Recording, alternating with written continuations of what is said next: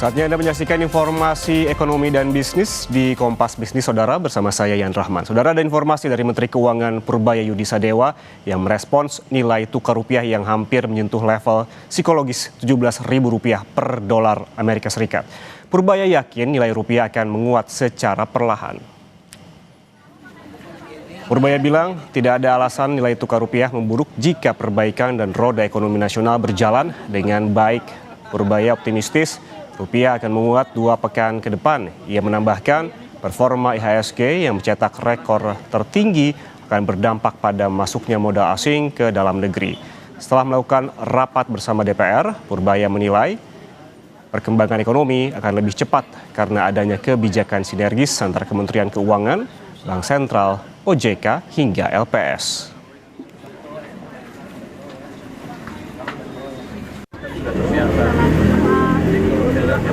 Ekonomi akan meningkat. Tapi yang penting adalah gini, ketika fondasi ekonomi kita perbaiki dulu, ekonomi asli di dalam negeri akan meningkat. Orang akan melihat tuh, modelnya bagus, investor akan balik ke sini, termasuk investor asing. Anda lihat di pasar modal akan menaikkan. Pasar modal nggak mungkin naik kalau nggak ada investor asing yang masuk ke sini juga. Jadi harusnya kalau lihat dari itu sih supply dolar harusnya nggak kekurangan ya. Cuman Anda mencari ke Bank Sentral apa yang terjadi, saya nggak tahu. Jadi ekonomi kita kalau kita jaga terus dan kita akan memperbaiki terus ke depan, rupiah akan cenderung menguat. Jadi untuk spekulator jangan baru ambil posisi yang kalau beli depan ya. Kira-kira fondasi ekonomi kita akan terus membaik. Bersumber dari kurs tengah alias Disdor Bank Indonesia, sejak awal Januari nilai tukar rupiah terhadap dolar AS ini terus tertekan. Pada 2 Januari, rupiah berada di level 16.725 per dolar AS dan terus melemah hingga menembus posisi terendah pada 20 Januari di level 16.981 per dolar. Pada 21 Januari ini menguat tipis di 16.963 per dolar. Sejumlah analis bilang banyak faktor yang menyebabkan rupiah kian loyo, diantaranya pelebaran defisit fiskal hingga tekanan inflasi.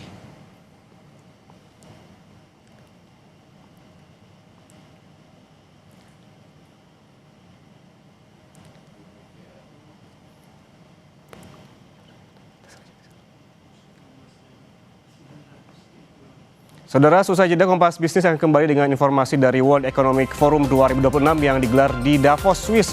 Ini akan dimanfaatkan pemerintah untuk menjangkau investor sebanyak-banyaknya. Informasinya usai jeda, kami kembali.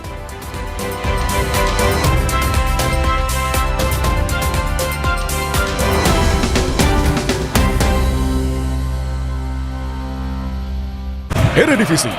Kereta cepat kemenangan PSV Eindhoven terus melaju. Ini serang yang semakin tajam Ivan Perisic. Menjadi momok mengerikan bagi lini belakang lawan. Namun, Ak Breda datang dengan benteng kokoh. Sang kapten, Boy Kemper, akan mencoba menghentikan laju sang tuan rumah. Eredivisie, PSV Eindhoven versus Ak Breda. Minggu 25 Januari, pukul 1.45 dini hari. Live di Kompas TV. Banyak yang sudah membuktikan Aqua terasa sejuk meski tanpa didinginkan. Diproses dari air pegunungan dalam aquifer yang terlindungi, kaya akan mineral alami. Aqua, hadirkan kesejukan badan dan pikiran. Double Agent, Double Action. Ribet amat. Batuk nggak berhenti. Ada Bodrek Batuk Double Action. Batuk kering, berdahak. Bodrek Batuk Double Action, pertama dari Bodrek. Beda batuknya, satu solusinya. Bodrek Batuk Double Action dengan Double Action formula, redakan batuk kering, batuk berdahak tanpa ngantuk. Nggak ribet. Bodrek Batuk Double Action, redakan batuk kering, batuk berdahak, nggak ribet. Terus menangkan harimu. Bercanda, ketawa, komedi terus. Tapi setiap kita butuh kenyamanan, ada mie sedap ayam bawang resep baru. Manjakan dirimu dengan kenyal mie-nya, bikin rileks suasana. Kuah gurih kemasan ayam kampung asli dan bawang goreng, hangatkan dirimu dalam kenyamanan. Tambahkan ke dalam kehangatan. Cobain deh resep barunya mie sedap ayam bawang dari Wings Food. Back to reality. Banyak yang sudah membuktikan Aqua terasa sejuk meski tanpa didinginkan. Diproses dari air pegunungan dalam aquifer yang terlindungi, kaya akan mineral alami. Aqua, hadirkan kesejukan badan dan pikiran.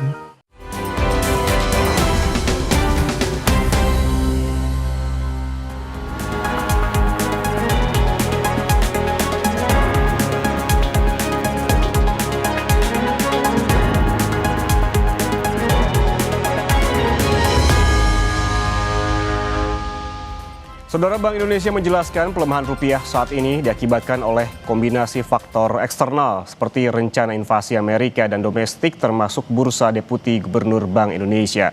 Ekonom Universitas Indonesia Jahen F. Reski mengingatkan risiko saat fiskal lebih dominan ketimbang moneter.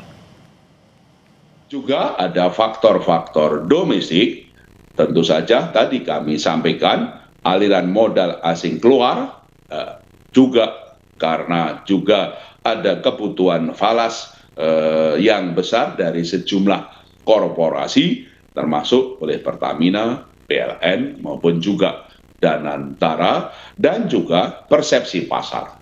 Ini persepsi pasar terhadap kondisi fiskal dan juga proses pencalonan deputi gubernur. Yang tadi kenapa kami tegaskan bahwa proses pencalonan deputi gubernur adalah sesuai undang-undang, tata kelola, dan tentu saja tidak mempengaruhi pelaksanaan tugas dan kewenangan Bank Indonesia yang tetap profesional dengan tata kelola yang kuat.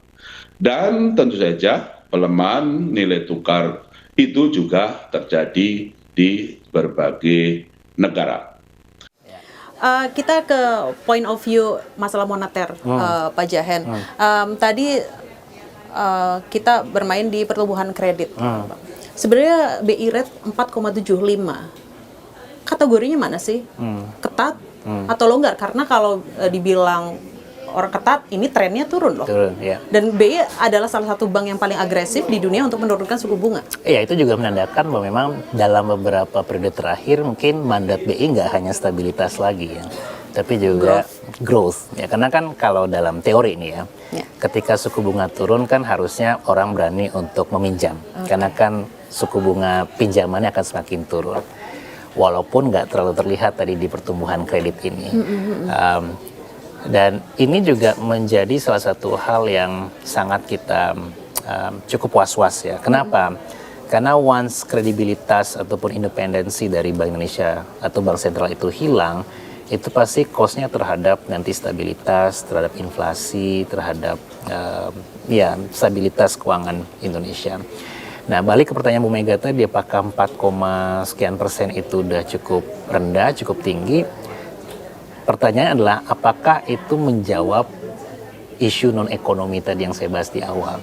Jadi pemerintah bisa aja tuh nurunin suku bunga secara agresif, tapi kalau pelaku usaha masih nggak yakin dengan kebijakan yang akan diambil, masyarakat juga masih takut dengan kondisi ekonomi ke depan, mau diturunin sampai 0 pun kayaknya nggak akan banyak perubahan tuh. Ya.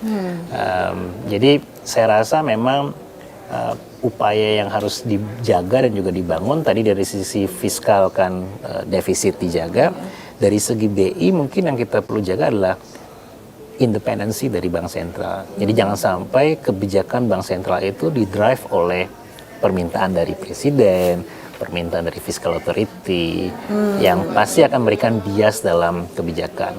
Dalam teori moneter itu kita paham bahwa kalau misalnya central bank itu semakin tidak independen, dan kita melihat itu di Indonesia sekarang, ya banyak fiscal dominance ya, kebijakan moneter sangat didrive oleh fiscal policy, itu biasanya akan memberikan fluktuasi dalam inflasi nanti. Itu terjadi contohnya di mana? Turki.